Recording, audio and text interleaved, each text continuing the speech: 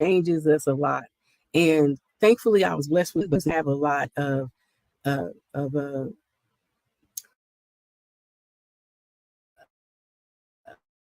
opportunities to have more babies, you know. So um, I'm not doing this today with y'all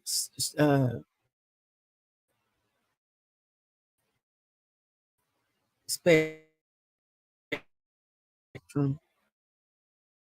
I'm not sure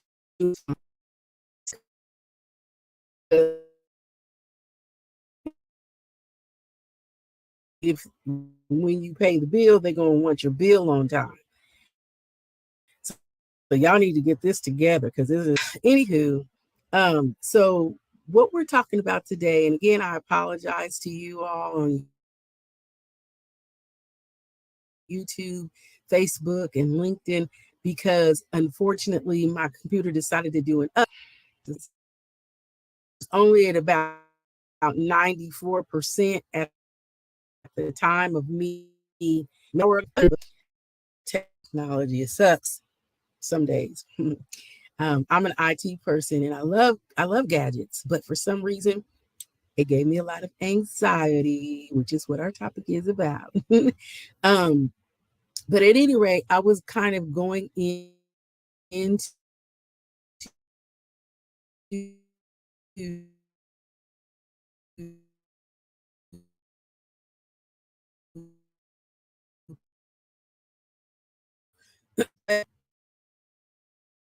it went well into his teens and and um, um, it was crazy because there was probably a lot going through stuff with, you know, maybe the drive up window. You go to order, you make your order, you get up there, get your food, something's wrong. And like, how do you get this wrong? You know, I'm like, blah, blah, blah, blah, blah. You know, and then my son,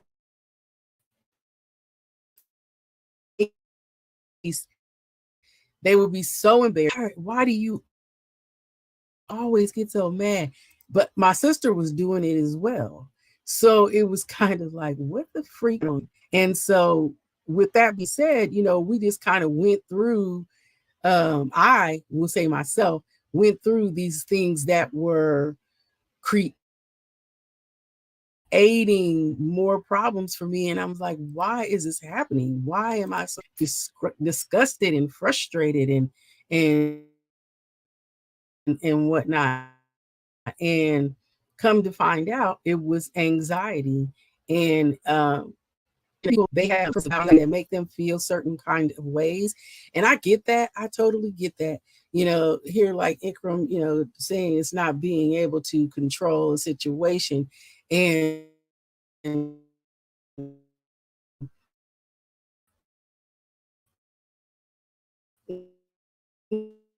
you know, I guess anxiety to me, I haven't been able to control. And what I mean is, you know, when I go to, like I said, I go to the drive up window, I get up to the drive up window, and lo and behold, you know, the people there are not, you know, they don't get my order right. And even though some people would be able to sessions, I couldn't overwhelm me. And I was like, you know, forget this. They don't deserve a pass. Are you kidding me? This is my food. What do you mean? You know, and so it would just go on and on and on. And it was a need to win this argument. It was getting made no matter what. And it became, after a while, it became very a feeling of losing control. Like, you know, why am I so frustrated? And then as I grew like I was an adult, obviously, but there were lots of times where there was a lot of naivete, where I was basically not even aware of the fact that people would say, oh, it's a black girl thing. She's acting this way or she's acting that way. And so then that made me mad because it was like, what do you mean? I'm not a angry black girl, and I'm not this and I'm not that. So I mean, there's so many things that were happening, so on and so forth. So with that being said, I started to dive into a little bit more on the medical side and ask my doctor, like, what the heck is wrong? Why am I having these issues, and what is it about me that's making be so hard to deal with? And so after a while, and I work in healthcare IT for well over 10 years. I've lost count. My son was 12, he's now 27, so 15 years anyway. So point being is, I worked in healthcare IT, and I work with a lot with a lot of different clinicians, and in the process, you end up talking to medicals to kind of tell you about certain things and give you kind of certain advice, solicited advice, but it's not that you're paying, for them to give it to you. You're just basically having a conversation and trying to figure stuff out. Well, anywho, long story short is, it became more of a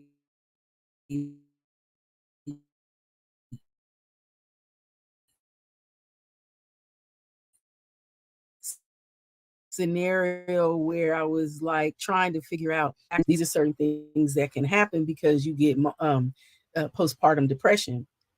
And when you get postpartum depression, you know, obviously is what it is. Post meaning after the pregnancy, and partum.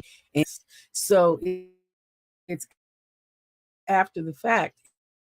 And when you have this depression, it could create a lot of, but what I can say is I was able to identify this. I think a pill called Prozac was like this wonder drug in the 90s. It was set up to fix things for people.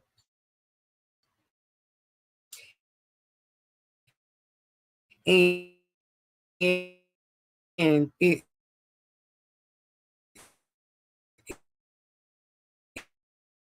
helped a plethora of situation where I was having these headaches, so he was going to give me the Prozac because it was also known that they were helping with migraines. So I think like a whiplash wreck, a wreck where I had whiplash, and, and that was another scenario where I ended up having to got addicted to anything. I'm not saying that they are or are not addictive, but thankfully I didn't get addicted. So I got to a point, however, because there was a point in which I was using the Prozac, and it was like I was like rainbow bright, like, hey, you want to jump off a bridge? Okay, be careful. It was like not really having an opinion. And one of my friends brought it to my attention, and they were like, wait, like you never, you don't react. You don't have a reaction of just like sitting there. And I can't remember if it made me feel any kind of way. Like, I mean, I don't like not like a high feeling or like a euphoric feel, like a feeling you get on medicine. I don't remember that. I just remember distinctly that I couldn't react. I could not freaking react. Let's try this. I said, no, let me just get off of it. So just some of the the precautions about taking certain drugs. Like I said, the one I now and I'll leave you with that information. But I think another friend recommended it to me, and these are just things that people do not like to talk about, especially people in my culture. They don't like to discuss these things. They don't like to just say, no, I don't need any medicine. No, I don't want to do this. I don't want to do that. But here's the thing. The thing about it is, once I realized what I was to myself, you know what? I don't want to I don't want to make me what I do, that it was kind of it really wasn't advised that you just slam off of it. But what he did say is that, the drug lingers in your body, so it'll be in there for and right now we're in this was back then, but like now, what I'm saying, we are in a very, very time of self-awareness, and what that I am aware of how I feel energy wise, how I feel when I'm around people, those people when I'm around them. So when we talk about incorporating a medication or a drug,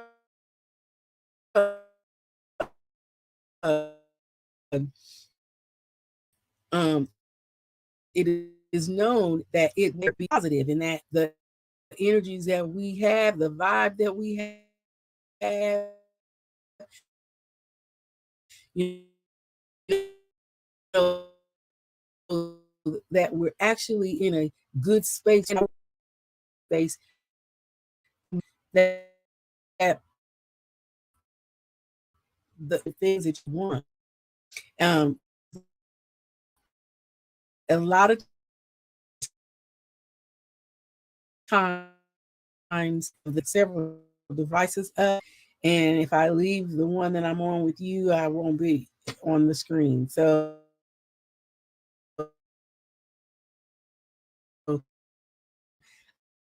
and I'll look into it. But with the anxiety, uh,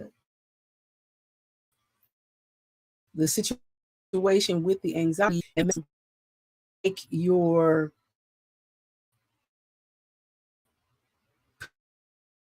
put you back towards the situations that you're put in, especially if your neurons and things like that are really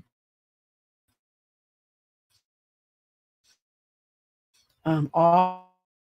It will work faster. However, you're it get to where you want active, you know, um, in the sense of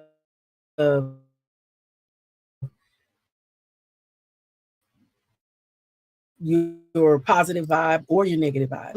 Or a doctor, I don't make prescriptions or anything. I'm just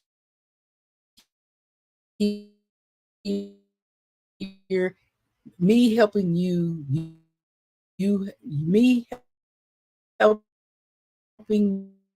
me. You have to say that as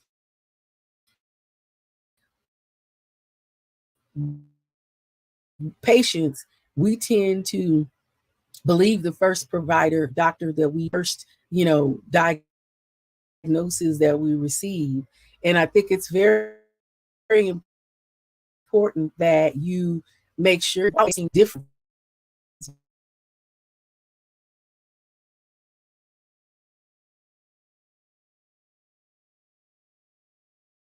Make sure that you're doing the right thing for sure.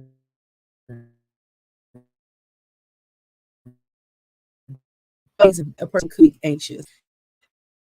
You anxious, maybe, people who um, if you stay active a lot, um,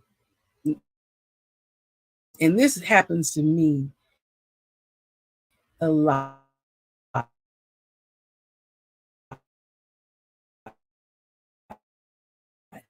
When I try to so active earlier in the day that I am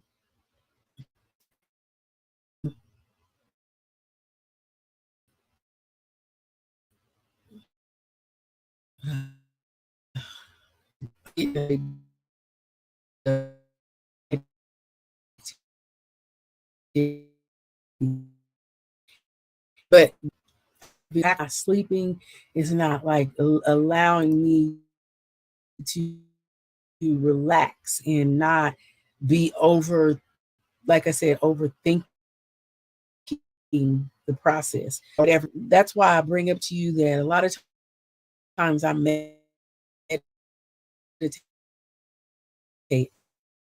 I, I meditate every day, and a lot of times it is hard to get into the meditation. Have overactive brains and overactive issues, and that could cause anxiety. And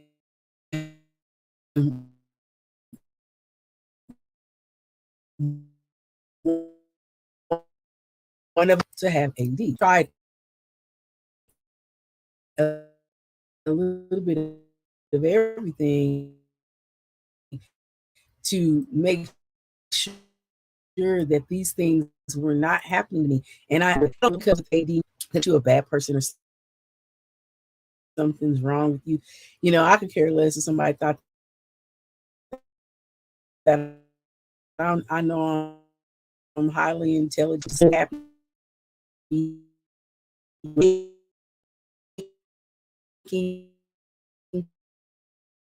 as well as the African American culture and men about how they didn't want a woman on medicine. Well, shit.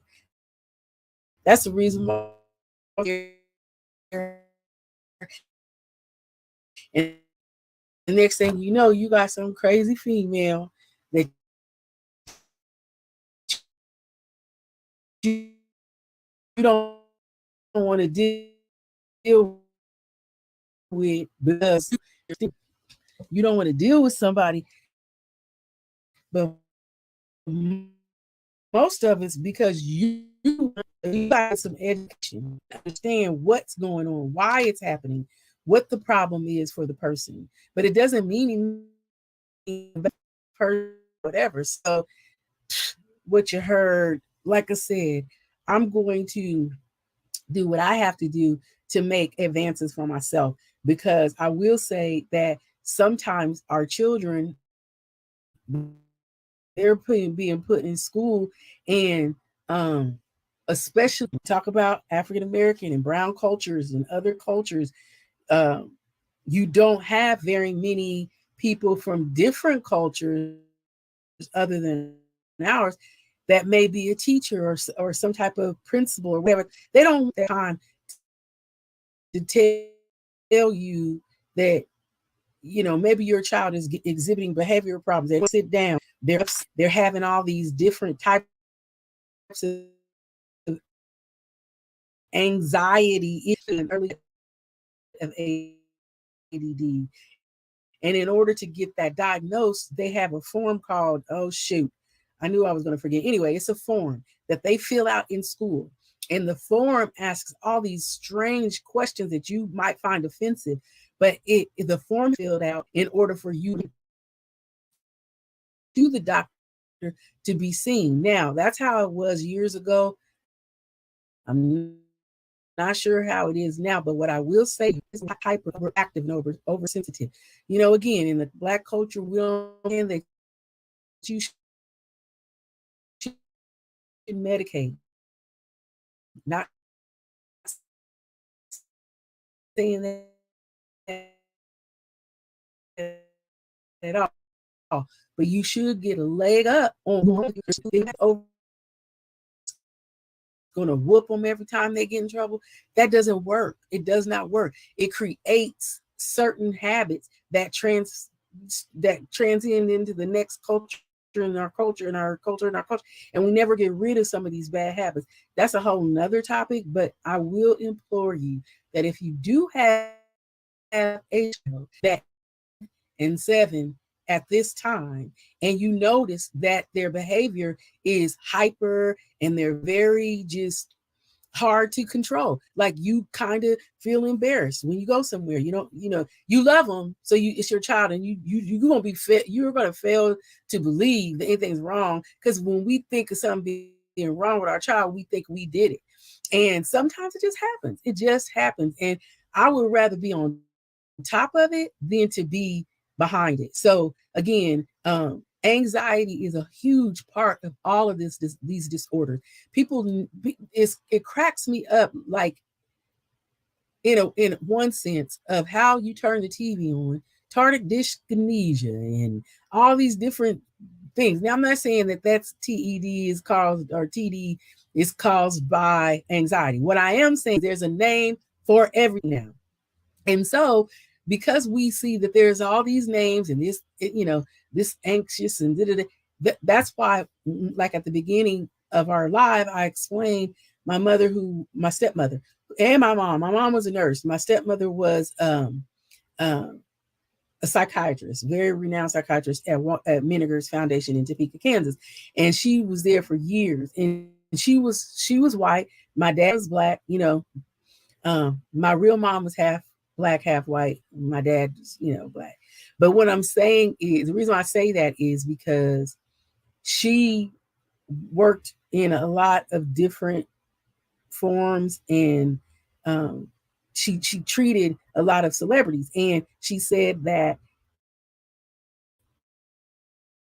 everything that we go through, everything that we deal with is anxiety. It's just anger.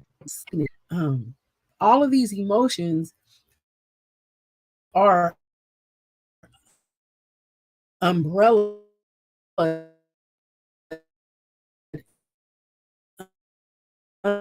under the work to do what they do. They basically label this, break it down to the specifics of anxiety. It's kind of like you call the doctor, say, "Oh, I have a sore throat," and when they're checking the cover, that doctor's going to make a final diagnosis and say, "Oh, they have tonsils. They need to have their tonsils out. They need a tonsillectomy. They have strep throat. They have whatever." Then they make that diagnosis and put that name on it. That's same as anxiety, only it's a little bit opposite. All the details are given in the beginning when you call the doctor, and narrowed down to one thing once they diagnose you. Whereas in the psychiatric field, psychology field, it's broken down. It's put under an umbrella. Okay, I know we're seeing this patient about anxiety. They come in and then they break it down in detail so that they can explain it to you. And I'll never forget, like, I have my entire life, I remember catching stuff on my own.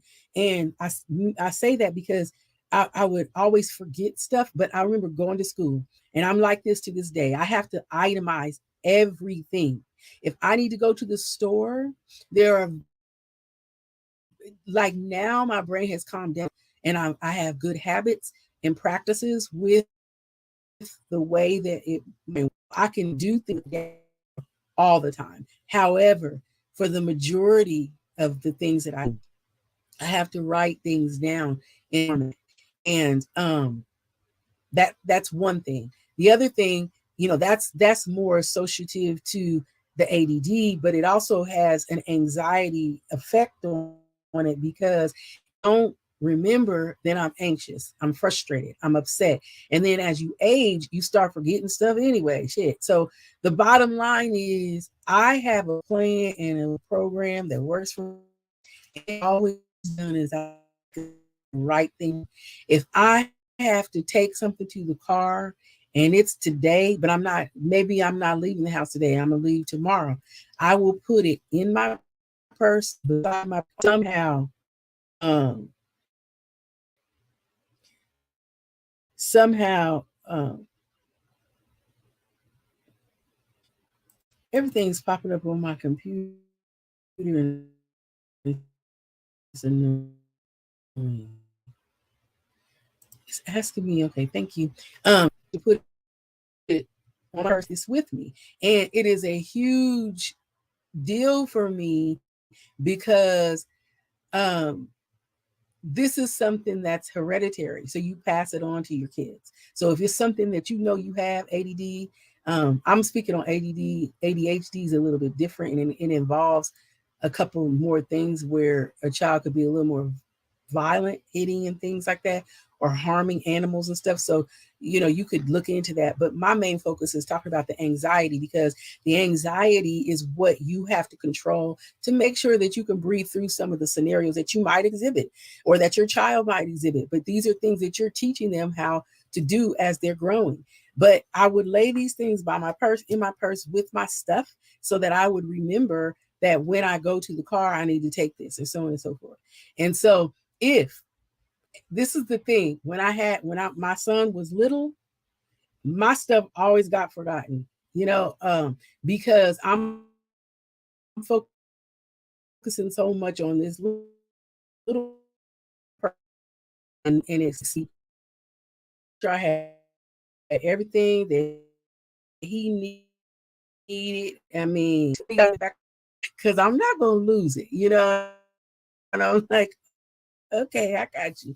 But it's just, I'm just very check with my house, I cleaning and things like that. But as I've gotten older, sometimes my anxiety will have me laying stuff all over the place. Somebody could come in here and be like, damn, is she a hoarder? And it's not that bad, but then it, to me, is something I'm not used to. But sometimes um I just get in a place where I just I feel like I don't want to deal with that at this moment, because there's so many other things that I'm dealing with, and then I'll come back to it, and once I come back to it, then I can prioritize what I have to do. But it makes me really ecstatic and excited, that I get things done, because I'm so used to that. But also, when you get to place in love, you don't want, and I'm not saying like that, I'm saying more like, these are all the things that I did for others. And my goal is, I will have people that can take care of me. And that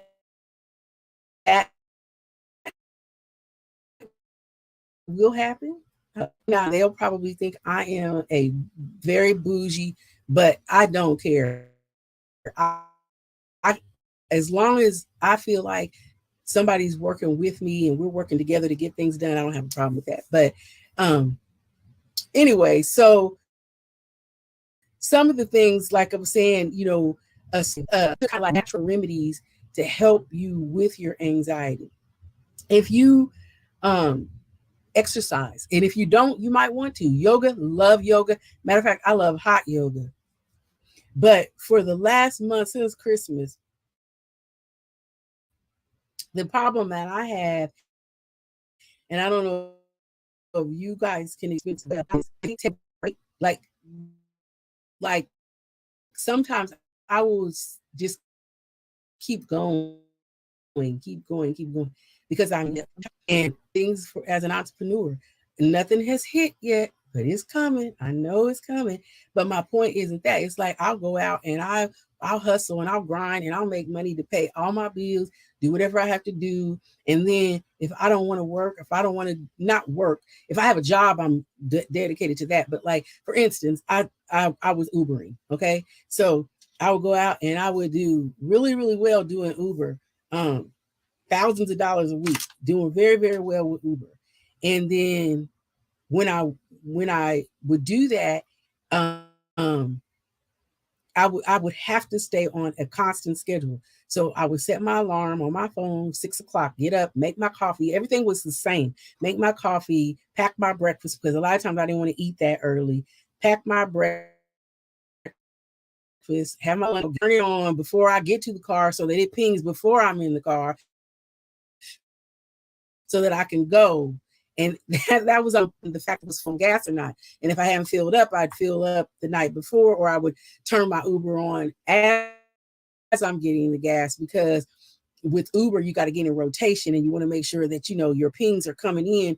And so depending on where I'm positioned in the city, because LA, you make big money. You just do, but you're in traffic all day and you're driving all day. So sometimes by the time you average it out, hell, you may not be making money. But regardless, it was paying the bills. I was very stringent. I was very routine, and I had a specific way that I did everything to make sure that I was maintaining. And so that transferred from my son when he was little into me in my life. And so in doing that, I basically made sure that I still stay that way, because if I don't, then what happens, and staying active is one natural remedy.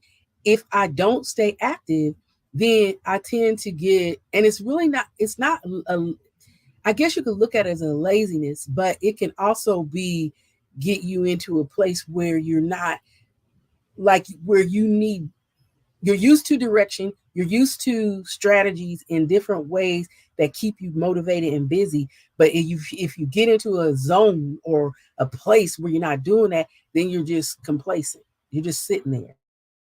Now, there are other why you may just be complacent, and that's fine too. And that would be some of the things that I would say, you know what, I'm just going to play it by ear. I'm going to do what I have to do. As I said, I meditate. So sometimes in meditation, have lots of, I don't know, I feel like I zone out on this because everything means, meditation means different things to everyone. And for me, it means being guided to do certain things at different times. Maybe when I'm meditating, it's not happening when I'm meditating, but for some reason, um, or at some point during the day, during the week, during that meditation, I'm going to meditate from my inner self. And so when I do get that direction, it usually proves for me to be dead on, spot on as to what I'm doing. So when I speak about it, I say that a lot of times I'm being told to just be still. And so when I go into that mode and I'm being told to be still because the things that are coming to pass, manifest for me, haven't come yet, and this is just the space that I'm being told I need to be in. So with that being said, you take it as you want with meditation, but and exercising, because you want the serotonin to come out, and start working for you. Serotonin, in our brains, that actually helps us to um, process things and do different things to keep us, moving and keep us healthy. And so if you stay active, that's an awesome way to not have to medicate if you don't want to medicate, and is to stay active. Exercise, yoga, hot yoga, love hot yoga. It's hot, but I love it. And it's exhilarating to me. It's very exhilarating. And the thing about yoga, like a lot of people just say, well, I can't do that position. It's okay. And the reason is because if you can't do it, that's why you're going to yoga, because eventually you'll be able to do it. So you definitely, want to look into things like that.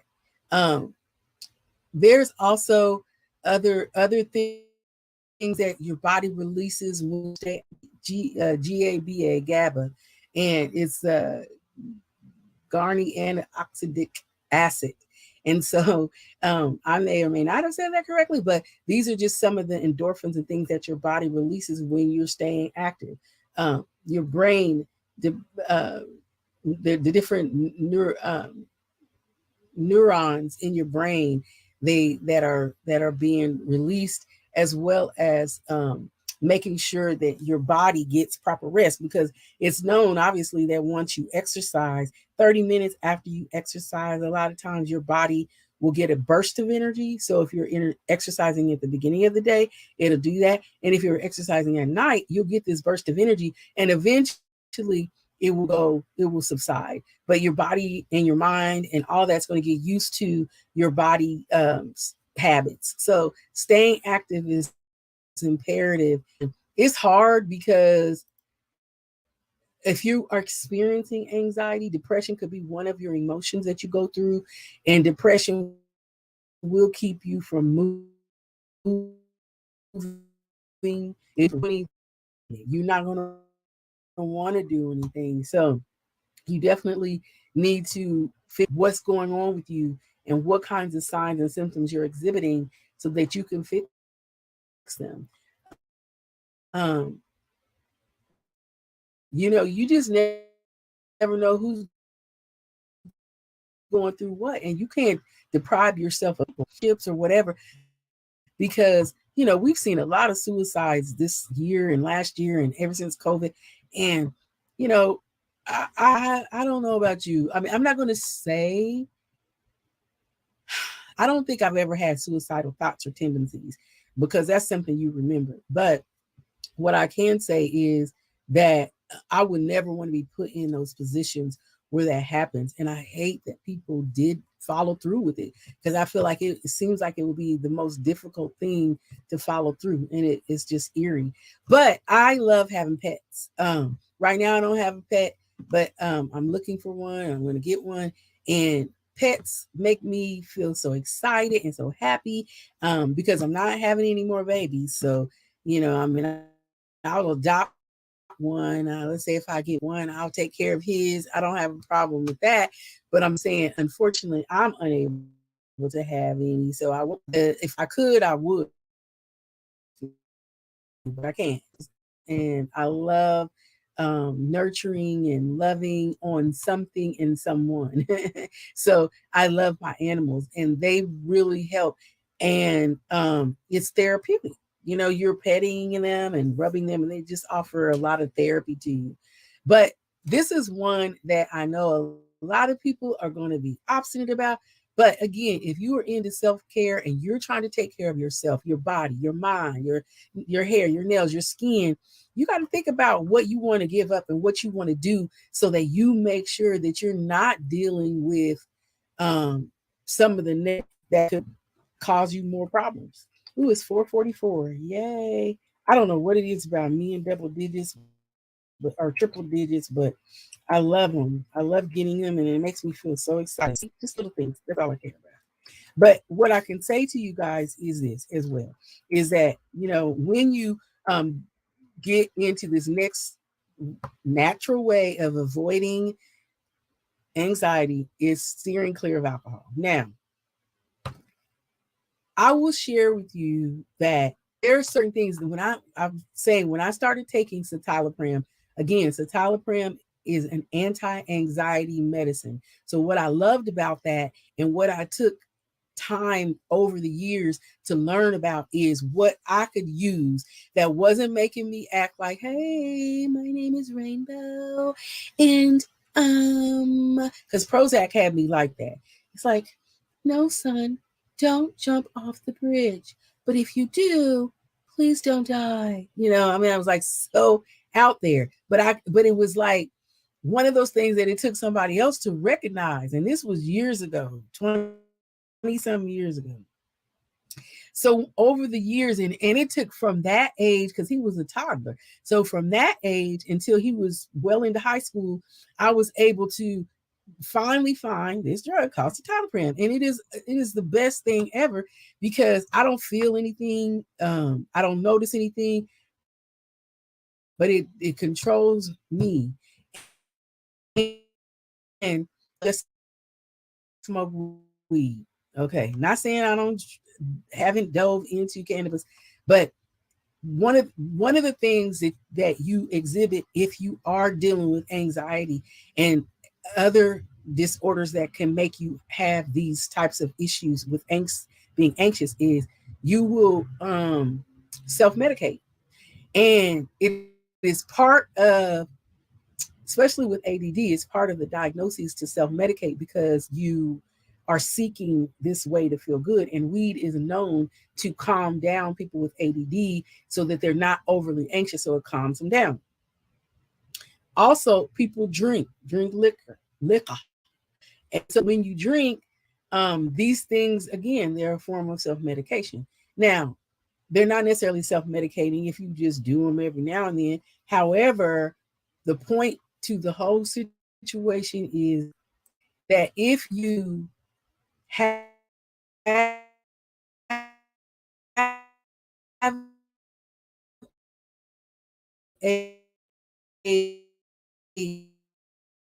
prescribed drug like citalopram craving for weed, you won't have a craving for liquor. So for me, I started taking the citalopram years ago. I, I was like, I just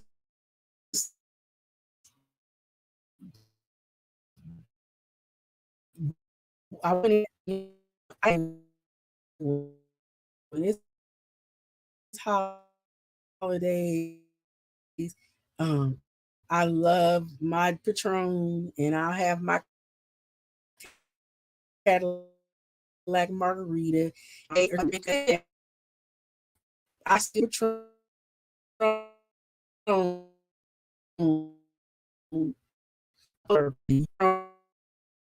or whatever your tequila of choice is with Grand Marnier, and I put lime juice in it.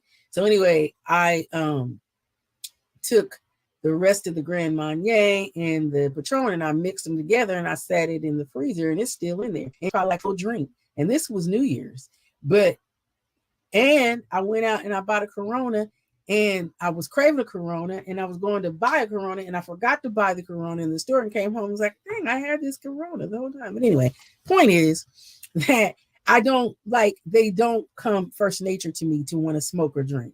Okay. So, and even cigarettes, because cigarettes is all incorporated in that as well. Um, many people try so hard to stop some of the bad habits that they have. And I get it. It is freaking difficult.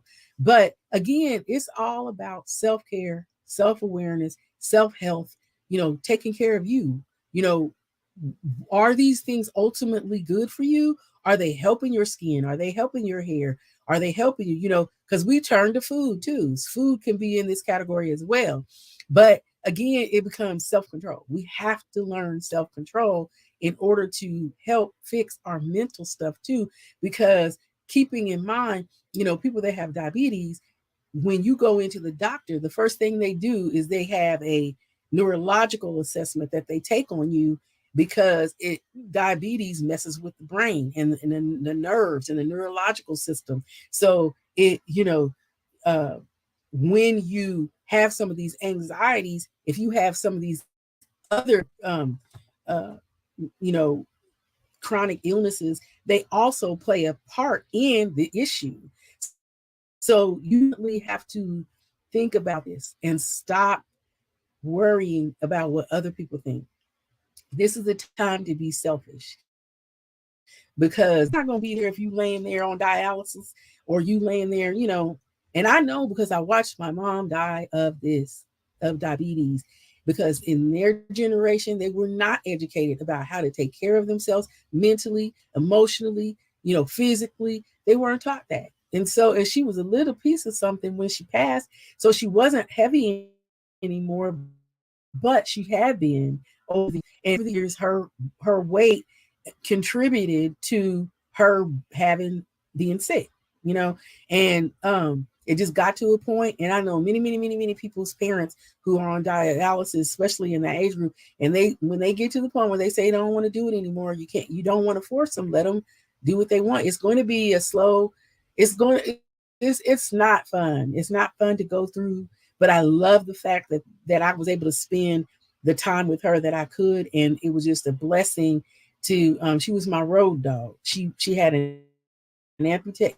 She was amputated, and she was scooting the car with that one leg, child, please. And we would make jokes about her little one leg, but she was all right with it. You know what I'm saying? She had come to pass to terms with it. But the thing of it was, I had moved her in with me and I had started cooking for her. But just think about this. At this time in her life, she couldn't have anything with phosphorus in it that took away bacon, turkey bacon, greens, spinach, anything that just because it's healthy doesn't mean you can still have it, because now your body doesn't digest and or, or break phosphorus, different things. It had to be how she ate. So naturally, I'm being meticulous about it because I'm fixing it for her. You know, I went to Mrs. Dash and to the salt and pepper. Right now to this day, I season everything with powders, you know, garlic powder. Occasionally I use the McCormick's pepper stuff that you can use on meats and stuff like that, but I'm not a real meat person, you know. It's really a trip because again, with the citalopram that I took, and I take about 20 milligrams, and I've been taking it for years and years and years. And I get blood work done to make sure I'm good. I don't have any problems. I ain't got nothing, you know. And thankfully, when I lost all of, I lost this discipline that I took as a healthy person, and I lost 173 pounds, guys. In person, I still have I have problems putting on the clothes that I actually wear that are 12s and 14s because I still have 3X's. And sometimes I'll put those on and just be like comfortable, but they don't fit. They fall off and they're not comfortable. So what my thing is, everything. You know, like if you say, "Ooh, I wish I was rich," and you have a day. To be honest, you really need to progressively get into all of that. You have to grow into a place and you have to evolve into this place where you can really accept it. You know, people money minded people would beg to differ, but I'm saying for me, you know, I'm progressive in when I do something or when something comes to me, it takes me a minute. And so I've had this weight, I've been probably this size 173. And then I've toggled between 170 and 180-ish or whatever. So get too uncomfortable, you know, maybe my shirt's a little tight in a spot. But when I did lose weight, I did all the plastic surgery and they removed it. And when they do that, when you lose weight, it's called a panelectomy instead of like, you know, elective surgery. So in elective surgery, they lipo everything and curve you and sculpt you. In a panelectomy, they just suck it, cut it, sew it up, but they do a little bit of lipo, but not a lot. So there's still fat in different places, excuse me, that I can choose to go have that taken off and or just focus on losing it. I'll focus on losing it. I just ain't in the mood. I'm not saying that I'm not going to, but I'm saying, you know, it's just something about my mindset. I spent all those years working on it, and now I'm looking at it and I'm trying to process this. And so now when my brain catches up, you think it's been a long time for me. Again, this goes with my anxiety and goes with the ADD. For me, it hasn't. I still see myself back there, right? Not to overeating or want to eat a lot because don't eat. I have to really make myself eat or whatever. But the medicine makes me not crave weed. It makes me not crave alcohol. It makes me not crave cigarettes because all those things I've tried and all those things I would indulge in, but they're not, you know, they're no longer part of my life or anything that I want to try because I dealt with anxiety. And see, that's the thing. You have to deal with the root cause. Even if like I wake up today and I'm just pissed off. One day I woke up, I was talking shit on everything and everybody. But I had to I had to break it down. Like, what the hell did I do last night? Or why did I do? And that's because I spent hours binging reality shit. So while I'm there, and I'm waking up. Funny because I have to break it down. But I will tell you that because I meditate and I believe in vibing and all that, when you go to sleep, you reset your brain, you reset your mood, you reset your energy. So a lot of times, while I am going, when I'm going through certain things, or I'm trying, and I'm not meaning going through like depression or anything like that, but like, you know, recently I had a family situation, um, and it really hurt my feelings because unfortunately, I couldn't change it. You know what I'm saying? It was just one of those things where I really wasn't even involved, but I'm in that place. So I just basically had to sit back and relax and say, you know what, Dina, I love all of these people involved, but it's none of my business. Hey. And because it's none of my business, I have to be in my little Dina space, and I have to deal with my little Dina Marie stuff. And I can't be in their space, because if I'm in their space, guess what? I'm being intrusive, one, and two, I'm not getting anywhere because it's going to hurt me. So anyway, I really had to break it down. And once I broke it down, I realized what I was going through. So then I decided to find things that I like to involve myself in, and binging reality hell is one of them. But for the most part, I like watching reality TV. But I'm telling y'all, every morning, before I pick up the phone, before I answer an email, before I even look on Instagram,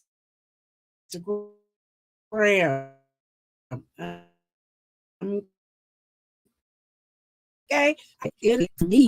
And so because of that, all that anxiety,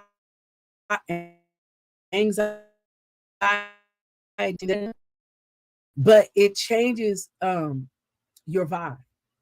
It changes um your ability to get direction from that inner voice. You know, we all have it. You might call it God, the Lord, whoever you call it, the Lord, whoever it is that you call that inner voice. That may be that whatever you call it, I'm good with you. When I call it my inner self, because I feel like there's a part of me subconsciously, and there's so many facets to this brain thing. So, but that basically come in and they say, and it does, it might, I call them nudges. Instagram's gonna cut off, and then I gotta reconnect, because they only give you 1 hour, but this is a 2 hour show. So if I cut off, please come back. But it'll jump off, and then I'll jump back on. But real quick, with these situations, the situation is that, when I would have these moments, I would just stop and I would like, what is it? And I would break it all the way down, and it would come down to, it wouldn't go so deep to childhood, but I'm saying something I would break down that happened yesterday, earlier today, or whatever. And sometimes I'll notice that somebody called me on my phone in the morning. I'm in LA, but a lot of my people is on the East Coast. So they call me, and I'm up in the middle of the night anyway. 2 to 4, I wake up, and I'm up until 5 or 6. So sometimes I go back to sleep. But point is, they'll call me, and then they'll ask me some advice. I've always been that person that my family asks if I love it. And then at the same time, it's funny because now that I have taken on this stance where I'm going to mind my own business, so to speak, and I'm going to do the things that I need to do and meditate on things that I feel are beneficial for helping me to manifest the positive things that I want in my life. The only way for me to do that is if somebody, like we talked about 2 weeks ago, going upstream, going downstream. Going upstream means you're going the wrong way. Come back. We need to go downstream, because downstream is a what you have to think of is it's giving you this momentum of positivity. And so once you get on a positive note and you're rolling downstream, that's rolling into the positivity of life. So basically, if somebody calls me, and if they in the remotest way want to start talking about something negative about them, I got to end the call or change the trajectory of the conversation, because it is not going to help my anxiety. And at that point, I have to be selfish. You know what I'm saying? Now, if I was married, or when I get married, it's going to happen. I'm there for him. I'm there for him. We gonna, I'm a vibe it out with him. I'm gonna be there for him. I'm not saying don't be there for that person, because when you have a person in your life, it's completely different than if you are, not with anyone at the moment. Because the time that you are alone is the time that you need to take to make that be the fixing period. Because I believe that if you're vibrating here and somebody that you want's vibrating down here, by you meditating and doing the things that you need to do, you're going to raise them up. It's going to automatically raise them up. But you can likewise kick it with somebody that brings you down. And I know you don't want to do that. So that's the reason why we're talking about anxiety. You're going to limit certain things. And people could be trying to tell you, because people will have you all jacked up. You just got to know who you are. I remember for the person. It was just that at the point of me leaving, I realized that they were effective unless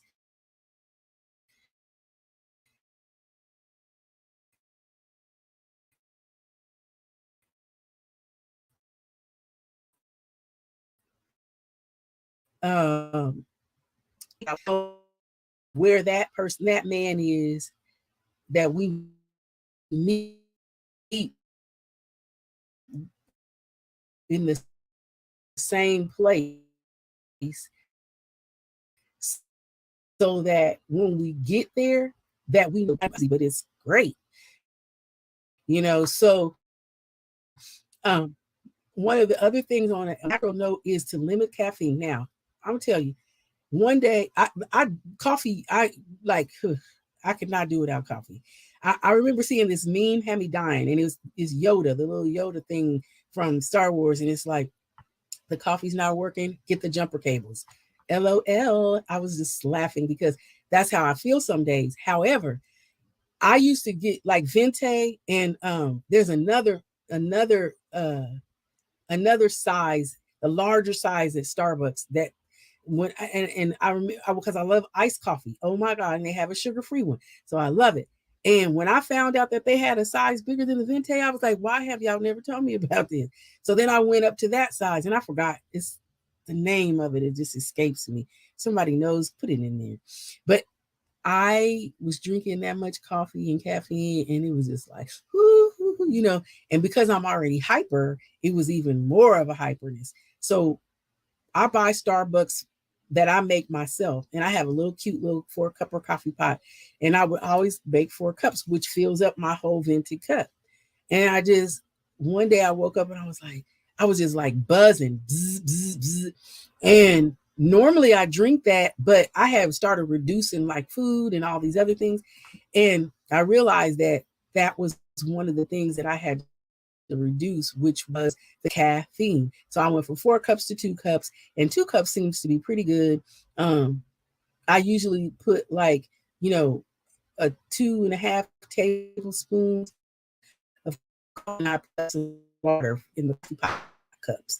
So it kind of balances out, but I still have a good taste and I don't have as much caffeine. So that's, a lot of things that we forget to do is prioritize and rest.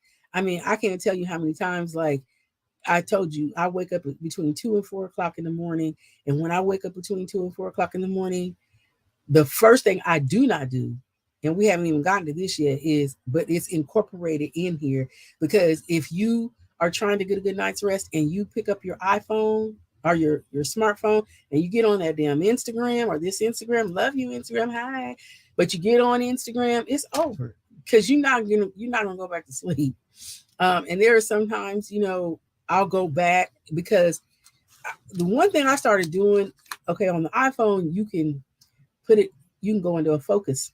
And my phone is constantly in either work, personal, or meditation. And then when I get in the car, it goes into drive. So it's not going to ring for just anybody. Okay. There's some people on my favorites, and they got the emergency bypass. It's funny how much stuff is on this phone. And so if I want the person or people's or people, places, and things to get through, I can go in on their contact and put emergency bypass, and it'll ring through all of that. So naturally my family is on that. But and friends, hey. But for the most part, um I do that because if I do not do that, then I'm going to be up all night, like literally ping, ping, ping. And it drives me nuts. Even though it's funny, it drives me nuts to hear the pings and the zzz and the blah and the blah and the blah. And if I have my watch on and it's vibrating, I can't take it. Um, if I'm out and about, it doesn't bother me. But if I'm home chilling, I just want all that time to myself. That's where you have to got to get to a point where you prioritize your rest, your time, and you just turn everybody off. Because guess what? They might not want nothing. And if it's an emergency, it's going to be known. You know, you're gonna know. But I always tell everybody, text me first. Text me. Send me a message in the DMs or whatever, but don't, if you call me, I'm not sure I'm going to answer or that it's going to ring. So a lot of times I'll just, like I said, I go into focus mode on my phone, because if I don't, I'm going to answer it, because I don't know if I'm nosy or, like I said, I'm just hyper. So I have to answer. I have to know. I have to love. Blah, blah, blah. What do you want? And I'll never forget, I'm laying on the massage table because I get massages on a regular. Y'all gotta commit. I understand we don't have much money, but hell, you're gonna die and not enjoy life, child. Boo. You better start going out doing things for yourself. You put that $50 to the side and you don't touch it. Because when it's time for you to go do what you need to do, you need to do that. And I do not miss a beat. Do you hear me? I get massages. Hell, you think I live in Beverly Hills. Not yet, but I'm going. But anyway, the point is that you got to maintain certain things for you, because when I go get massages, sometimes my phone rings while I'm in the massage room. And if it rings and it comes through, then I feel like it's an emergency. So I don't think the lady came in yet to massage me, but I went over there to answer the phone. I'm holding up the blanket, and I answer, and it's my sister. And she goes, "Oh, you didn't have to answer." And she's on FaceTime because she's going for her to me. I just want to let you know so you won't keep calling. She was like, "All right." So anyway. But it's time for myself. It makes you freaking crazy sometimes if you allow it. Like, I don't know if that anxiety, but you could say I'm looking for this ink pen, and I know I just laid this ink pen here, but for whatever reason, I turn around and I go to look, and I can't find my ink pen. I will literally dump my purse out and go through things and just be like looking for it. But it's a known fact that if you say something's lost, it's lost and you can't find it. So what I'll tell myself is, oh well, it'll show up, because I had to get to a place where I calm myself down. Because when you're in that heightened state of anxiety, and I'm rushing to get on live with y'all, and I'm frustrated because I've had 2 hours before, like, maybe 2 o'clock, I'm going to lay down for a nap because I want my mind to be fresh.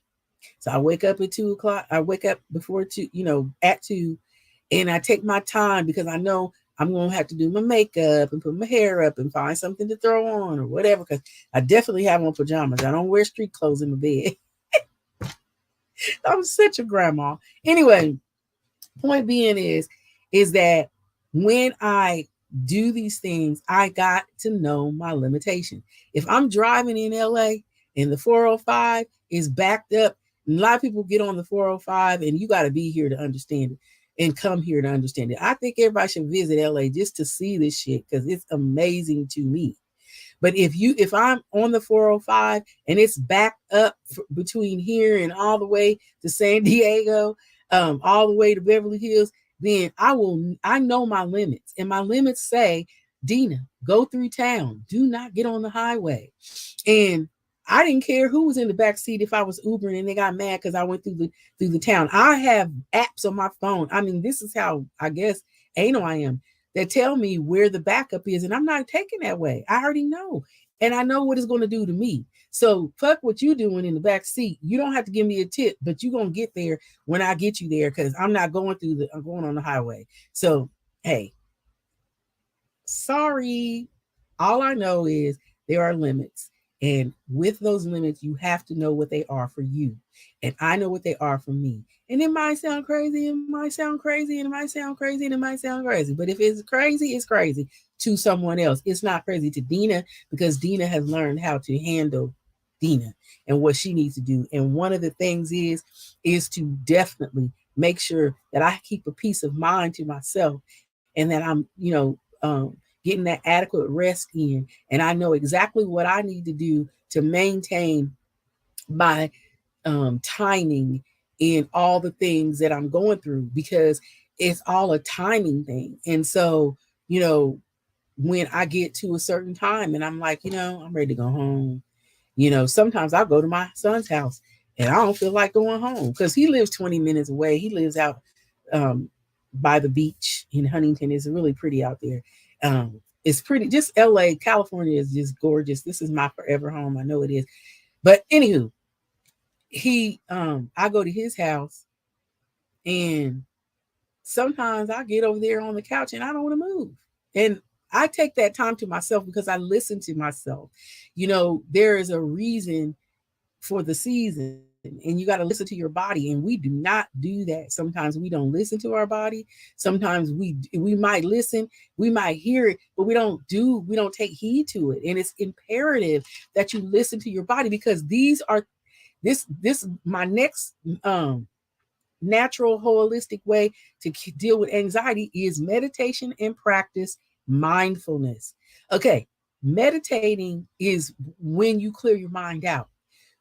The answers you get from from God or your inner self, whatever you want to call it, are what come from clearing your mind out to make room for the information that you're going to receive because you meditated.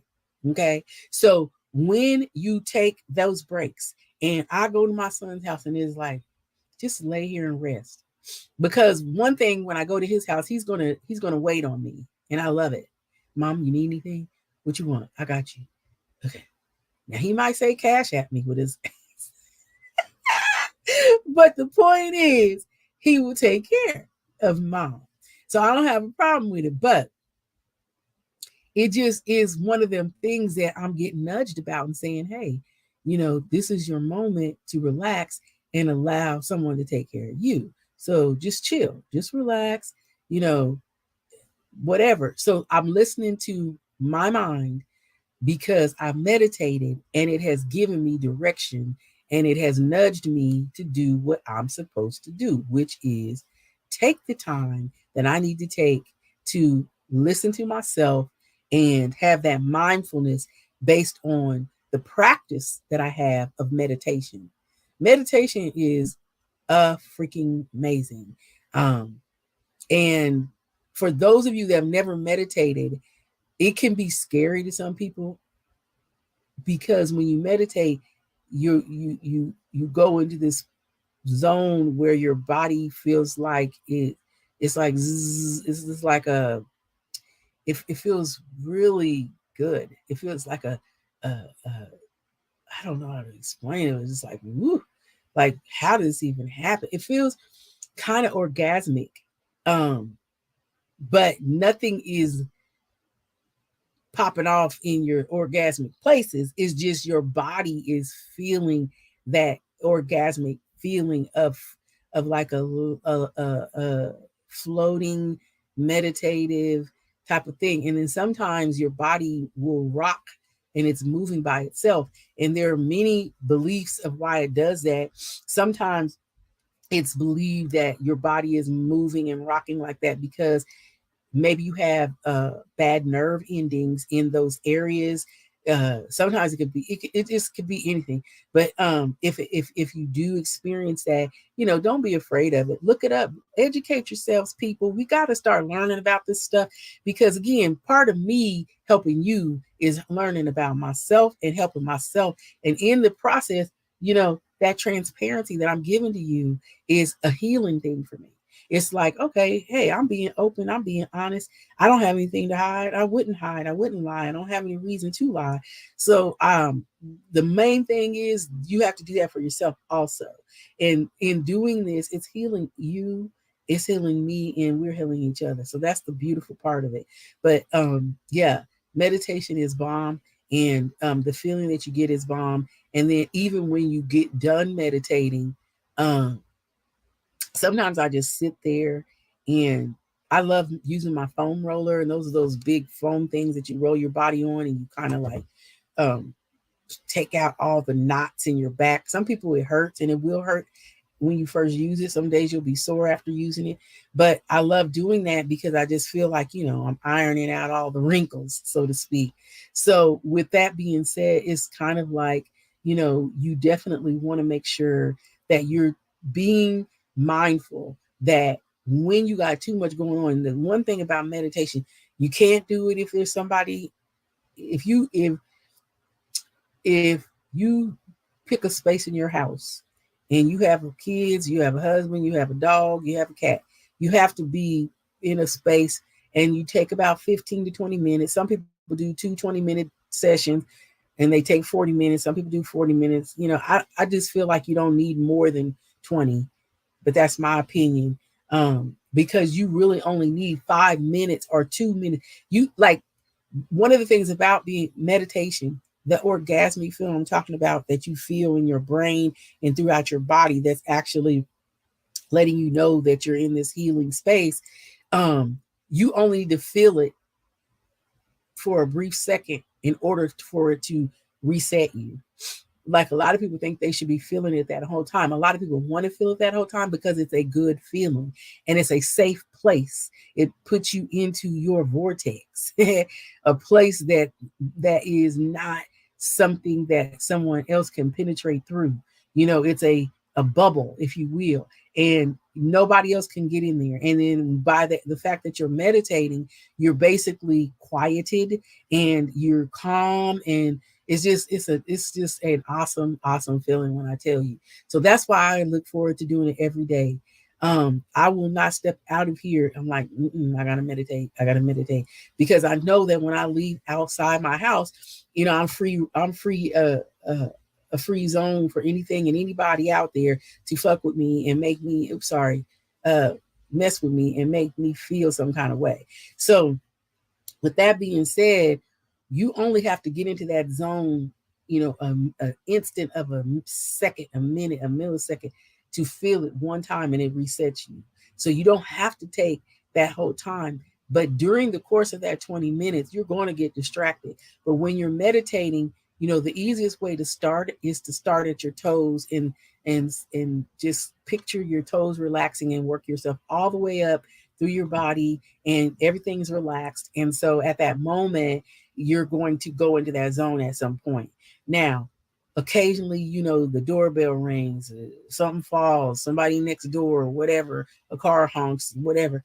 You'll hear different things in the environment or whatever. But then you tell yourself, you make yourself aware of you being here and that being there and just trying to keep yourself in that zone.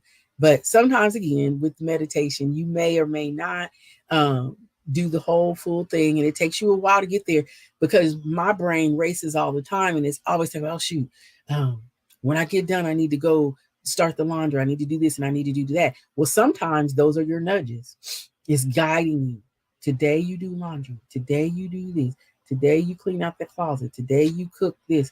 Da-da-da-da. You hear that, and eventually you learn to know. You begin to learn which one is just you talking, and which one is that inner voice direction. So again, those are things that you want to focus on. But meditation it is bomb, y'all, and you really, really, really got to try it. And just I'll put some things on YouTube. This one, I'll put this list of things because I really like sharing about meditation, and I have actually pasted it on the comments to tell you how to meditate. Um, and so you'll see it in the comments below on the YouTube channel. And if you go to my bio in Instagram, click the link.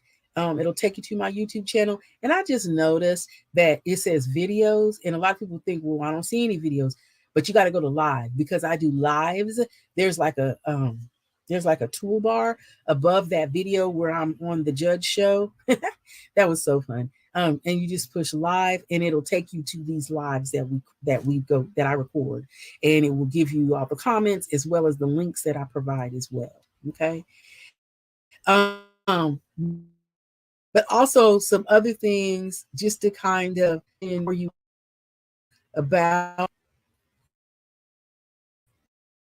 helping yourself to reduce this anxiety is eating a balanced diet. We talked about this because you got to eat, and eating is definitely going to make sure that you um eating healthy food, it helps my skin. It helps. Today I ate something, I think it was a really big bowl of oatmeal. I normally don't eat that much oatmeal, but what happened was there was a little bit of oatmeal left in one box, and then, but it wasn't quite enough oatmeal to make a bowl. So I opened up the new box and I just was pouring, and I was like, oh shoot, this is too much. But I didn't want to pour it back. I thought that would be too nasty. So, I'll get my oat milk. I use oat milk. I don't drink regular cow's milk. I drink oat milk. I love oat milk. I drink Chobana's original flavor. I don't get the extra creamy because it just makes me feel some kind of way when it's coming out. It's just too creamy. And the oat milk looks a little like watered down, but I love it. It's got a lot of vitamin A, vitamin D in it. And anyway, so I put that in there, and then I use Earth Balance butter. It tastes really, really good. It tastes very buttery. It doesn't taste like plants or anything like that, but it's not made with dairy products. I don't eat dairy at all. I eat um Sobe ice cream. Love it. Tastes like ice cream. Everything tastes good. But of course, I'm in LA, and LA is bizarre when it comes down to plant-based crap. So anyway, I ate a big bowl of oatmeal, and like I put raisins in it, brown sugar, and cinnamon. I make the best oatmeal. Anyway, I didn't have any nuts. Um, so no nuts, but ate the oatmeal, and then if I eat too many carbs or too many, and this might be other people as well, but if I eat too much, I have the type 2 diabetes, and I usually watch myself and don't eat too much. But what happens, I waited too late to eat because when I wake up in the morning, I don't want to eat. But it's important for me to eat because if I don't eat, I know I'm gonna be off. So made my oatmeal, ate my oatmeal, and was so sleepy after that. So I ended up laying back down and took my time to get up and process, and do whatever. But eating a balanced diet is amazing. And because of the oral medicines that I take, thankfully I don't take shots or anything, but for diabetes, it makes me not hungry. So when it makes me not hungry, then it's like I have to remind myself to eat.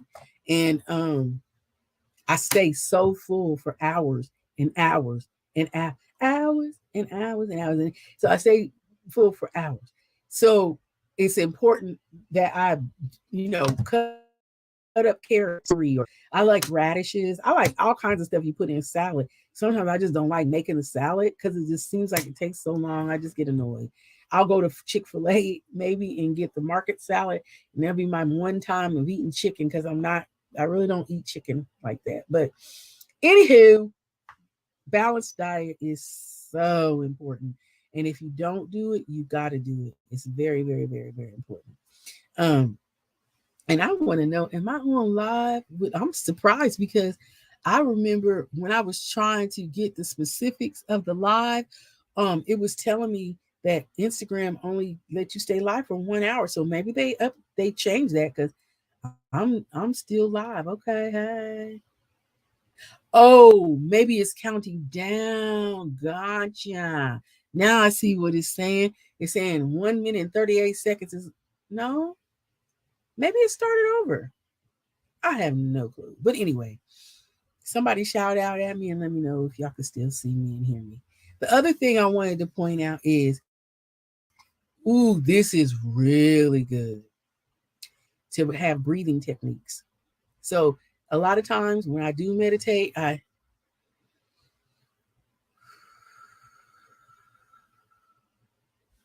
And just in doing that, it sends this relaxing sensation down the back of my neck and spine, and it just takes away any tightness or unrelaxed feeling that I have. But it also, in the amount of time that I breathe in and breathe out, it allows me to, I do a couple things. Like when I breathe in, I feel like you're breathing in good things. And when I breathe out, I feel like I'm breathing out negative things. So I have a little bit of an imagination that I use to try to help me visualize the things that I'm doing with my breathing. But breathing is a very good technique. Um, the shallow, fast breathing, when people are having a panic attack and anxiety is pretty major.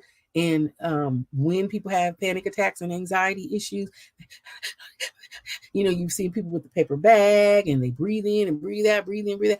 So that's what they're doing, and panic attacks can come and make, it's really, really weird how a panic attack is a mental thing, but it feels completely and totally like your whole body is being invaded by aliens.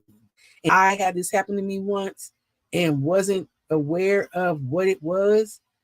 Um, and I didn't believe medical personnel when they told me what it was, because I was like, that's impossible. You cannot possibly believe, I cannot possibly believe that you're telling me that I am having some type of thing going on with me that uh, has to do with me panicking. Like, are you kidding me? So I did not believe it.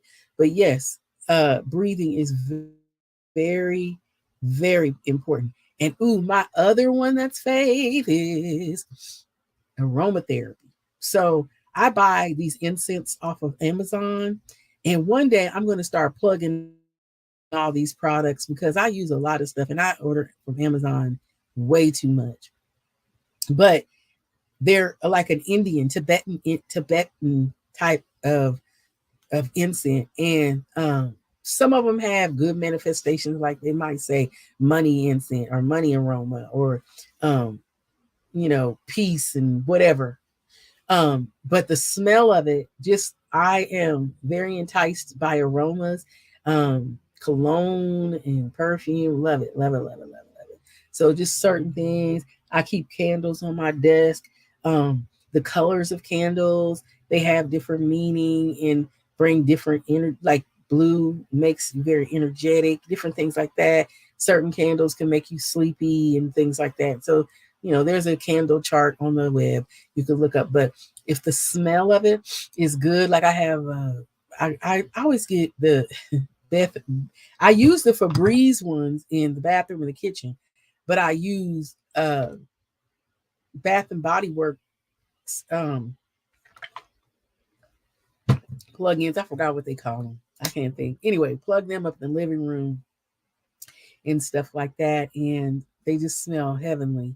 And all of them last for so long. And then of course I'm on a subscribe and save on Instagram. It's so pathetic. Anyway, that's a sickness in itself, right? No, but for sure.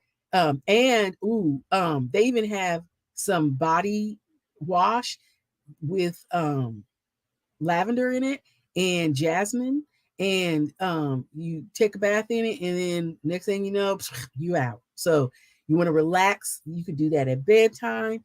They even they started it with the babies, so it's definitely available. But they boost your mood, they help you sleep well, they also can reduce your heart rate and your blood pressure. Isn't that awesome? And I know a lot of people experience blood pressure issues based on anxiety, based on their diet, based on any type of chronic issues going on disease wise that they have. So this is an awesome, awesome way as well to bring in that whole reduction of anxiety. These are natural ways you could do that, because again, a lot of people don't like medicine, but sometimes that is the only way you could do it. If you try the end all be all and you can't get that what you need, this is one of the things you can do. that would help. And then chamomile tea. Oh my God, who doesn't love a good glass of chamomile tea at the end of a night? I know I do, but I have to be ready to go to sleep because it definitely makes me sleepy. And I try to balance out my sleep schedule so that I go to sleep late enough so that I wake up. I won't wake up in the middle of the night. But of course, some females, we going through menopause or perimenopause, those things in themselves will create anxiety and make you not be able to stay asleep at night or get up and have to use the restroom, incontinence, different things like that. So you do have to try and regulate what you drink at night. But chamomile tea is a good one. It's been around for some time. And I remember my grandma talking about chamomile tea. So, these are some of the holistic things that, basically are available for you, and the way that you want to make sure that you get on top of your anxiety. Um, and if you do these things, um, then you can be sure that a natural habit of those things are going to help you to feel a lot better. Now, some other things that I don't have on my list, but I love this. And I think I've shown you guys this before, which is my um, amethyst. And this is an actual piece of the earth. And this is the amethyst stone and crystal. A lot of times when I feel uncomfortable, I just sit this on my lap wherever I'm at, or sometimes I have stones that I carry in a little velvet sack, and I might put it in my bra and carry that with me, and it just helps me. It relaxes me. Amethyst is known to be very helpful in helping with anxieties and things of that nature. Because again, we all are part of the earth.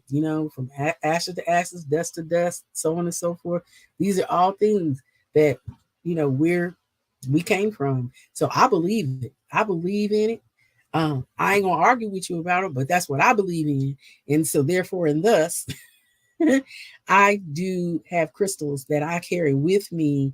Not this one. This one stays here at home. But like me just sitting here at my desk and even just rubbing it like this, like it's just some comfort in it for me because it's made to reduce anxiety. But yeah, I'm gonna hold that up for y'all so you can see how pretty it is. It's so beautiful. Yeah, I love it. Over here I have my green screen, so it's hard to see. Okay, there we go. But anywho, so yeah, and those are just some of the things that I use. And I don't know what you all do and what you've done in the past or what you do currently to assist you with anxiety, but anxiety is a big thing right now, and it's being misdiagnosed. Unfortunately, a lot of people might think that they have one thing going on with them, and it really isn't that as bad as they think. It's more or less issues that are happening. The fact that you're having a lot of anxiety, understand what it is that's making you feel that way. Whether you were screaming at your kids and your husband or people at work or whatever, it's all a form of anxiety. Now, what causes that anxiety is what you have to narrow down. You have to find out what is it that's making me be anxious, and that's some of the things that we have. A lot of things that I like to do too is I like to give you web links or links that you can go out on your own, do your homework, investigate, see what it's talking about, see if it's something that basically you can get down with, because again, it's all about how you vibe things and what vibe you're trying to vibe on in order to be able to understand that.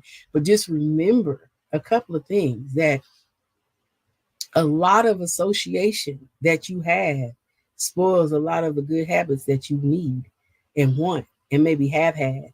And so if you're incorporating people into your life that are bad for you, then guess what? You're going to keep having issues with that part of your life because the people may not be good for you to be around. And that is it has been a lot of times once you start getting into this zone where you're on a positive note and you're doing good things, whether they're spiritual, maybe you start going to church, or maybe you start doing things on another type of spiritual zone or level or whatever. The people that are probably not good are going to eventually weed themselves out. They'll start leaving you alone. So when they start leaving you alone, don't be surprised and don't be upset, because everything is happening for a reason. And you have to think about it like from this perspective. Maybe you go in prayer, or maybe you ask for something during meditation. When things start manifesting, you can't be the person that is not accepting of those things, because we uh basically, the theory of what they call law of attraction is that you attract to you the things that you are. Basically, the things that you think, the things that you believe, the thoughts you have turn into beliefs.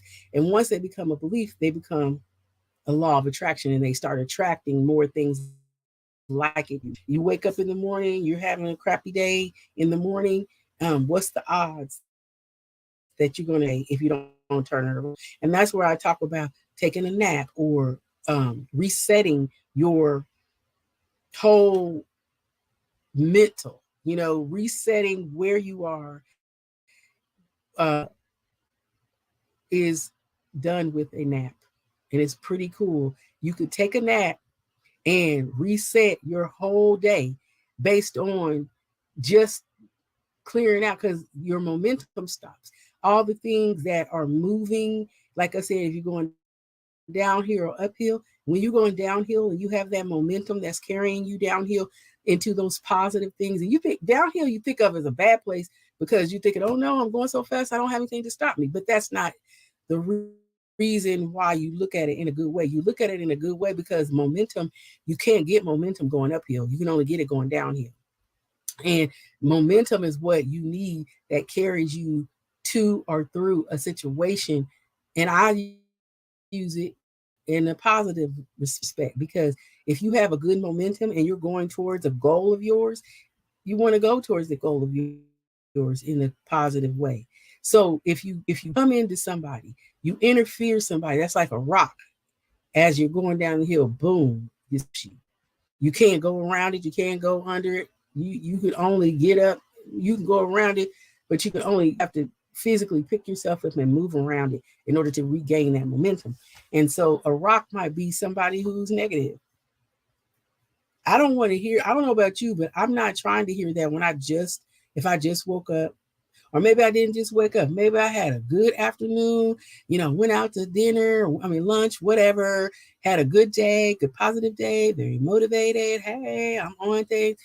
And then all of a sudden, here somebody comes along and they want to talk about, you know, every time I go over there, they want a such, and I can't stand them people. And I can't say, okay, well, what you gonna do about that?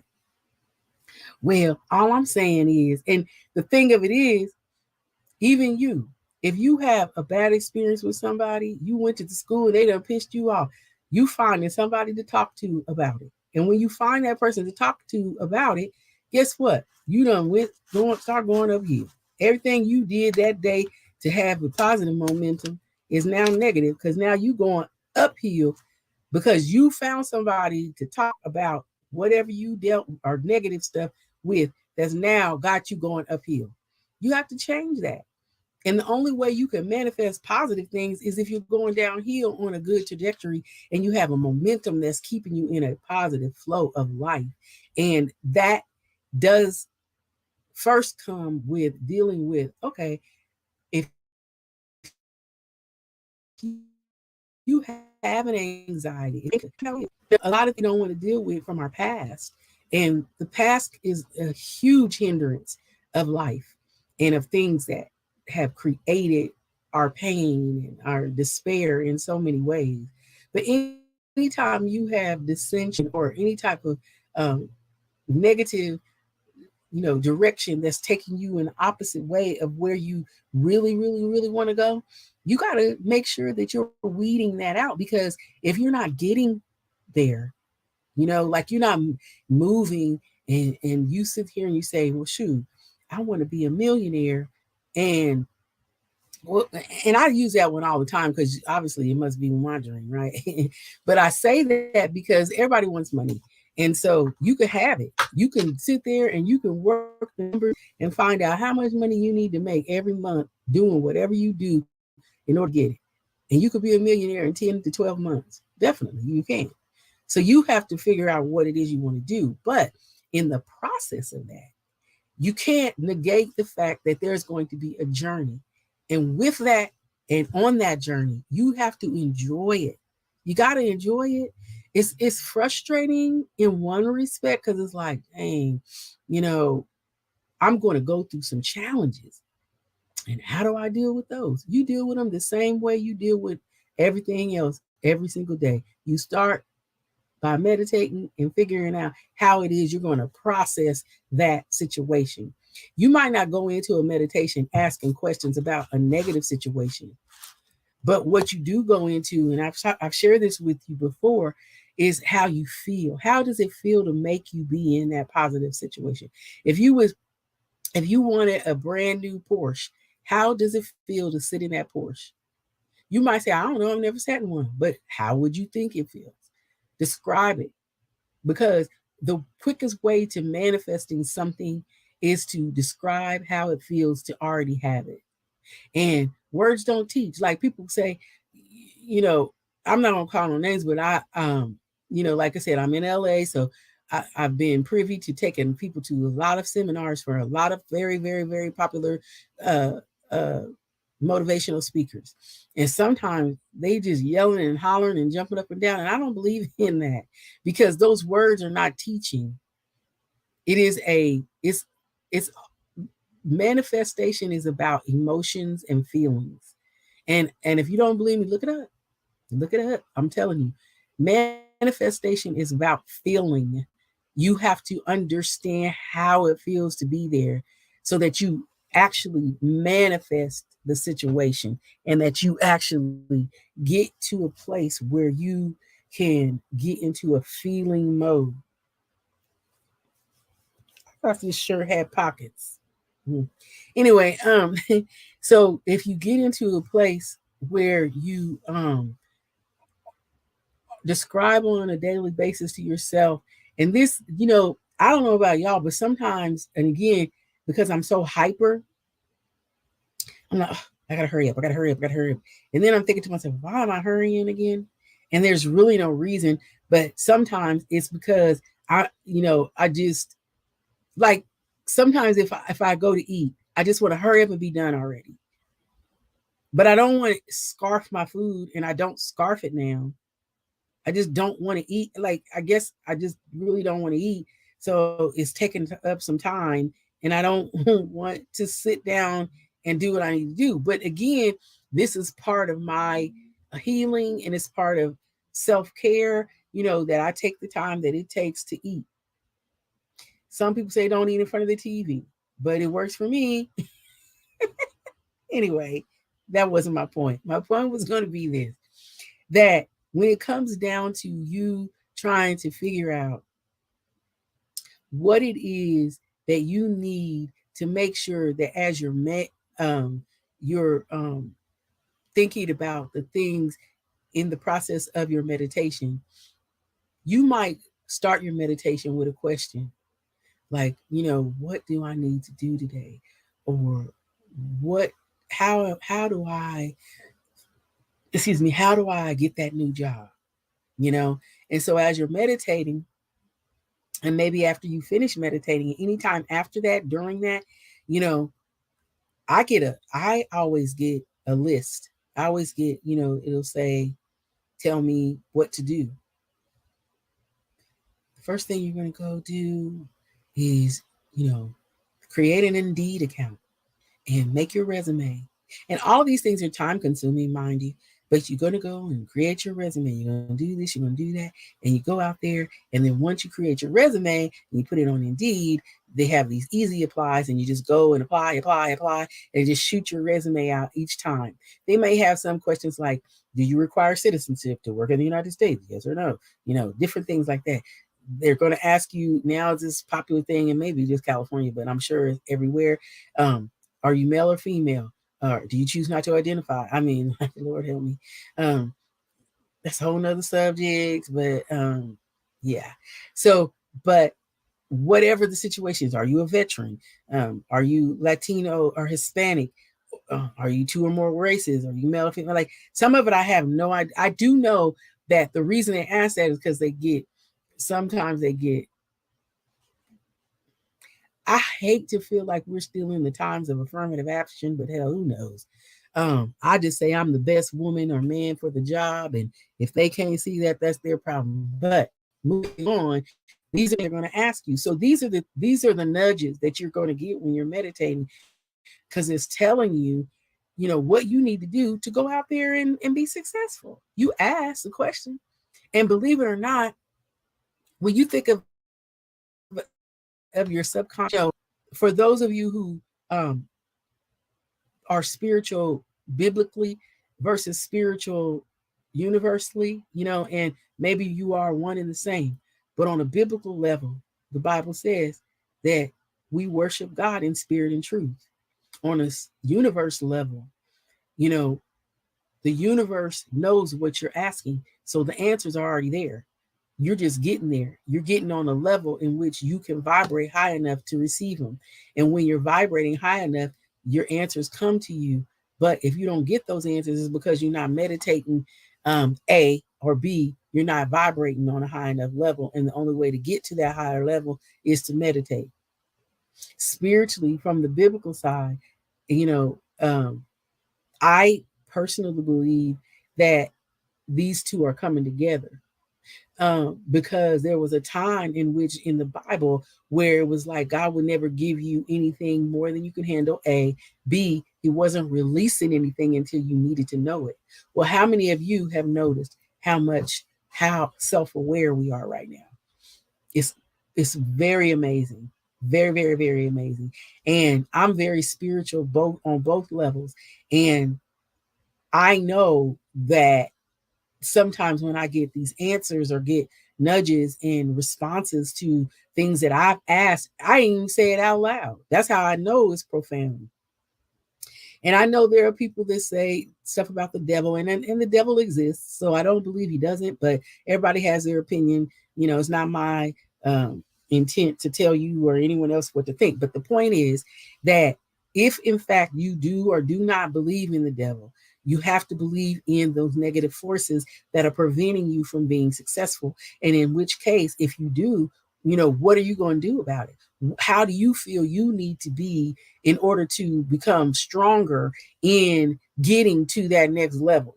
Okay. And that's something I want you to think about. Because when when I do my live every Thursday, it's really like a continuum. It's like, last week on Dina Marie Live, we talked about blah, blah, blah, blah, blah. And now, and it just kind of rolls in and rolls into the next and the next and the next.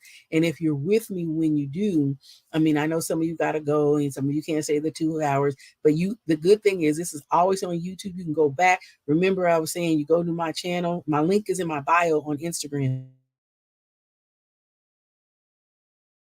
But go to my live tab and it will give all of my lives. So you can go through them and you can see different things that I've discussed. Because for some of you that may have joined for the first time today from the different platforms, you hear me keep bringing up, I talked about my crystal. I talked about different things because these are things that we talk about every week. And one thing that's been pretty consistent for me is meditation, because I wouldn't be telling you this if I hadn't done it. And I'm not crazy. I mean, on Thursdays, I'm not crazy. Maybe Monday and Wednesday, I can be a little crazy, but I'm not crazy. So when I say these things, they are so profound, and they're so like, we are in a very, very self-aware time.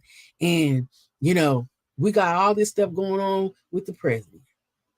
Were they trying to find him this and that and the third or whatever? But these are things, you know, I like talking about politics and different things like that, but I don't really dove into certain things because if y'all heard what I thought, you gonna know I know something. Because I'm telling you, what I know is happening.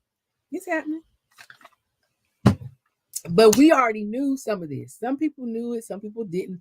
Depends on how it depends on how well you listen to yourself. Because again, when you meditate, you're getting information, whether it's coming to you during that time or after that time. And you just have to be very aware of what it is that you're being told. So that's one of the things. The other thing that I want to bring up is that when you negate yourself or you put all this effort out towards everybody else, but you don't do nothing for yourself, you are not allowing room for you to heal yourself. You know, it's like you get a sore on your leg and it's healing. It may not be healing as fast as you wanted to, but then you start putting your Neosporin on it. Then maybe you put the Band-Aid on it because you know if you put the Neosporin on and a Band-Aid on and you don't take the Band-Aid off, you leave it on for a day or two, then it actually starts healing because the Neosporin has these agents that actually make it heal faster. And you should do it. And some people do. Anywho, point is, same concept with the things that you go in life. It sounds hard, but when you find the discipline to do the things that you need to do, trust and believe me, I've done it for myself. And I know my mom always used to say, Dina, you're my go-getter. You always gonna go get it. If something to be done is you. You gonna go get it. Because I'll never forget, right before I moved to California, I had to put her in a nursing home and it hurt. But for 11 days, we stayed in a hotel, stayed at a Marriott,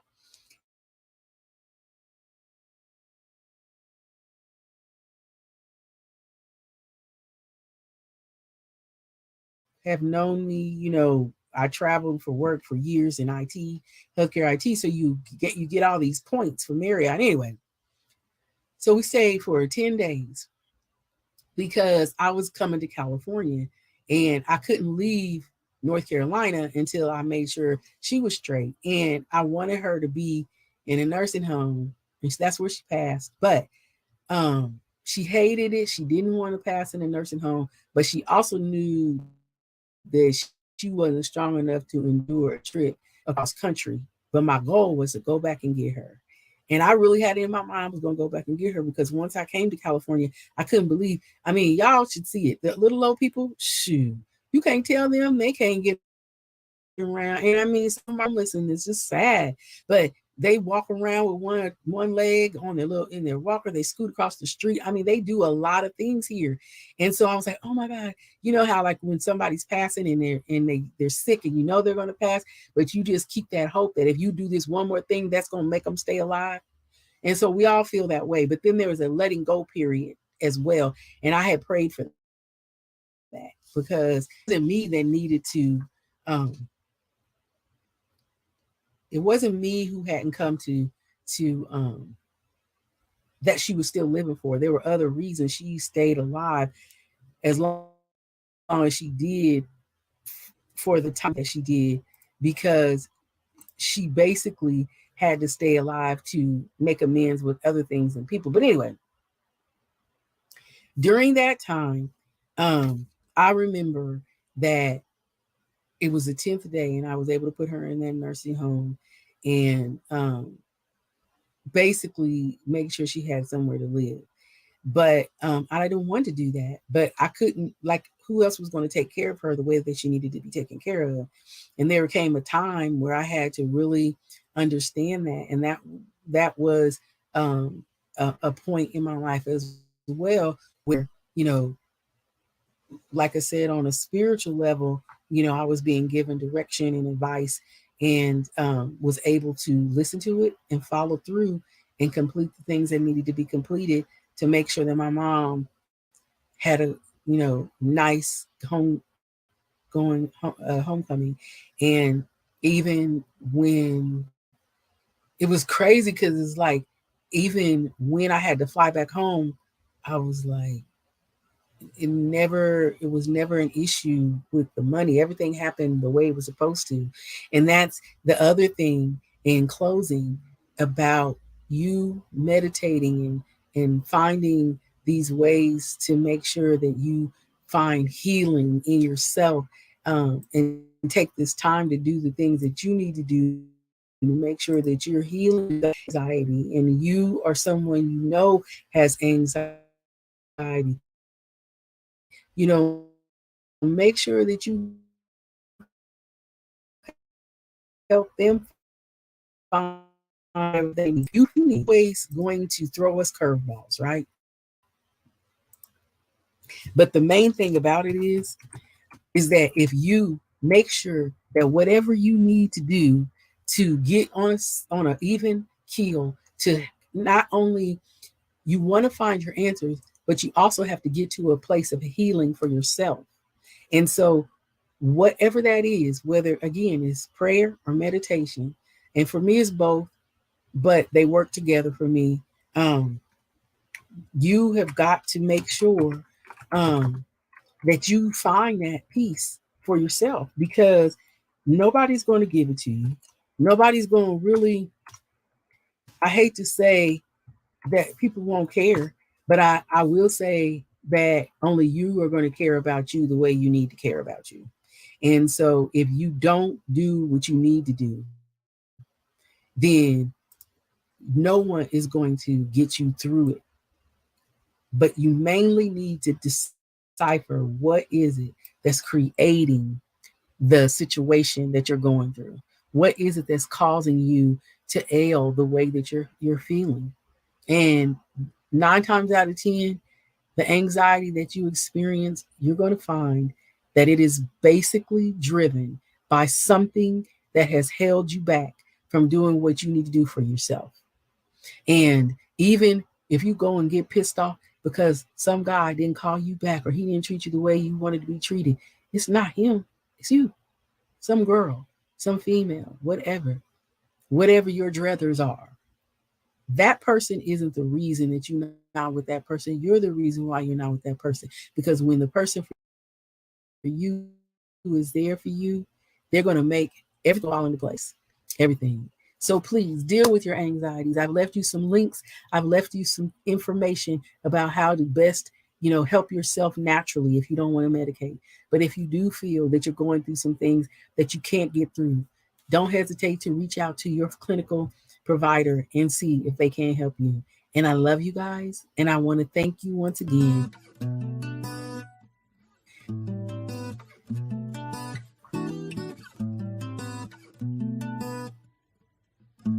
Me helping me healing me. Looking for love, looking for love. Looking for love, looking for love. Looking for love, looking for love. Looking for love, looking for love. I've been spending too much time chasing, looking for something no one could have gave me, looking for some love to come and save me. But I just had to look deep down, and I just had to get away. I just had to find my way, had to pick my own way. I did it anyway, had to break down to build me. Had to close my eyes to see. Had to hold my breath to keep breathing. Had to lose myself to find me. Looking for love, looking for love. Looking for love, looking for love. Looking for love, looking for love.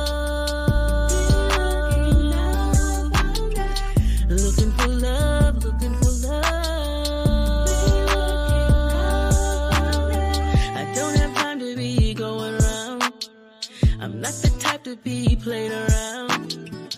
There's plenty of me that I haven't found. I keep my 2 feet planted on the ground. I got my own back, don't have Where you at? Making my own money, chasing my own bag. Got them Fendi sneaks and that Louis pad. About to bust a move, gotta meet the man. Had to break down to build me. Had to close my eyes to see. Had to hold my breath to keep breathing. Had to lose myself to find me.